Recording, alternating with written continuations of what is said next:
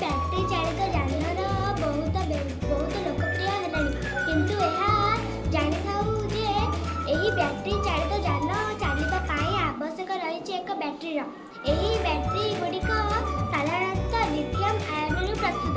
ଏହି ଲିଥିୟମ୍ ଉତ୍ପାଦନ ଉତ୍ତୋଳନ ଓ ବ୍ୟାଟେରୀର ପ୍ରସ୍ତୁତରେ ପ୍ରଚୁର ପରିମାଣରେ ଅଙ୍ଗାରକାମ୍ଳ ବାଷ୍ପ ନିର୍ଗତ ହୋଇଥାଏ।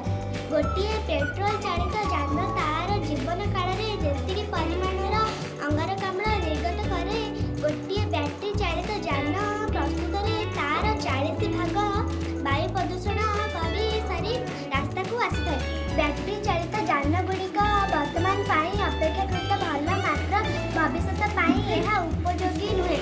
ଆମେ ବାୟୁ ଅଙ୍ଗାରକାମ୍ଳ ବୃଦ୍ଧିକୁ ରୋକିବା ପାଇଁ ଆମେ ବ୍ୟାଟେରୀ ଚାଳିତ ଯାନର ବ୍ୟବହାର ବଦଳରେ ବିଦ୍ୟୁତ୍ ଚାଳିତ ଯାନର ବ୍ୟବହାର ସମ୍ପର୍କରେ ପ୍ରକଳ୍ପ ପ୍ରସ୍ତୁତ କରିଛୁ, ଯେଉଁଥିରେ ମିଉଚୁଆଲ୍ ଇଣ୍ଡକ୍ସନ୍ ସାହାଯ୍ୟରେ ବିନା ମାଧ୍ୟମରେ ବିଦ୍ୟୁତ୍ ଚାଳିତ ରାସ୍ତାରେ ଥିବା ବିଦ୍ୟୁତ୍କୁ ବ୍ୟବହାର କରି ଗାଡ଼ିଗୁଡ଼ିକ ଚଳାଇ ପାରିବ।